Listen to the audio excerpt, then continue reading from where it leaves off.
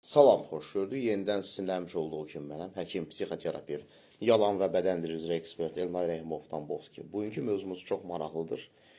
Söhbət açacağım ki, evlilik, sevgili münasibətlərində qadın kənardan özünə bir sevgili taparsa, birinə aşiq olarsa və kişiyə bunu səmimi etiraf edərsə, bunun altında yatan hiyləgərlik nədən ibarətdir? Baxın, bəzən münasibətlər qadına uyğun olmur, qadına aşiq olmur və yaxud da hansısa bir səbəbdən fərqi yoxdur.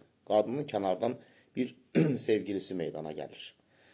Bu hökmən deyil ki, yəni real bir münasibət olsun, real bir görüş olsun və yaxud da real bir razılıq olsun ki, biz artıq sevgiliyik. Kənardan kimisə görür, ondan xoşu gəlir və yaxud da sadəcə danışır, dərdlərini bölüşür və yaxud da görüşə bilər, aralarında münasibət də yaşaya bilər. Fərq yoxdur. Amma məsələ burasındadır ki, qadın görsə ki, onun hal-hazırki sevgilisi və yaxud da həyat yoldaşı, yəni bəy, ondan asılı vəziyyətdədir, yəni zəif pozisiyadadır, zaten hər dediyini edir, ondan asılıdır, heç bir seçimi yoxdur. Güya ki, doğruluq oyunu oynayacaq. Deyəcək ki, sən bilirsən, mən filan kəsə aşıqəm. Onu da nəyə görə belə deyir? Çox vaxt ona görə belə deyir ki, qarşı tərəf dəqiq deyil, yəni. Yəni, kişi ona heç bir şeyin sözünü verməyibdir.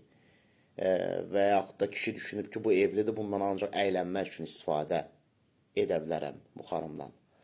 Və yaxud da münasibətlərdə sual işarələri var. Yəni, dəqiq kişi özündən əmin deyil ki, o qadına aşiqdir, yoxsa aşiq deyil. Yəni, kənardakı sevgilisi. Ona görə ikili belə bir oyun oynayır. Yəni, düşünür ki, əgər bu bəy mənə razılıq versə, mən həyat yoldaşımdan ayrılaram və yaxud da indiki sevgilimdən ayrılaram, gedərəm onun yanına.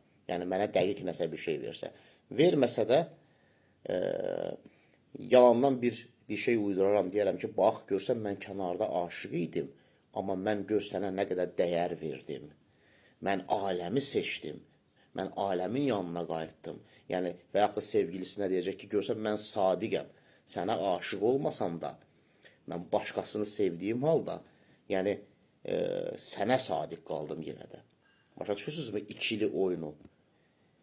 Belə durumda kişi nə etməlidir? Məsələ burasındadır. Yəni, qurban olan kişidən söhbət gedir. Yəni, evli kişidən və yaxud da hal-hazırki sevgili olan kişidən. Təbii ki, belə kişilər əgər zəif pozisiyadadsa, çalışacaq ki, özünü sübut eləsin də ki, əslində sənin tapdığın oğlan sənə layiq deyil, mən sənə layiqəm. Çoxlu hədiyyələr, gəzməyə aparmalar və yaxud da öyüd nəsiyyətlər ki, əgər evlidirsə deyəcək ki, məsələn, uşaqlarımız var, uşaqlarımızın gələcəyi var, düşün. Yəni, onları belə atıb, necə deyirlər, getmək olmaz və yaxud da sevgilidirsə deyəcək ki, bəs sənə görə bu qədər əziyyətlər çəkmişəm, bizim bu qədər anlarımız olub, yəni heyfdə anlarımıza. Yəni, belə olmaq, belə pozisiyada olmaq hesabat verici, sübut edici, həmin kişini qadının gözündə biraz da düşürür. Əksinə, belə bir durumda demək lazımdır ki, sən öz seçimini eləmirsən. Artıq səninlə mənim yolum ayrılmalıdır və ayrılır da.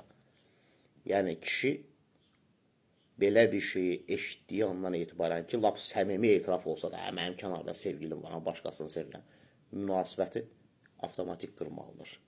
Qırmasa, heç bir zaman lap o münasibət davam eləsə belə, o qadının gözündə hörmət qazana bilməyəcək, hər zaman zəif pozisiyada olacaq.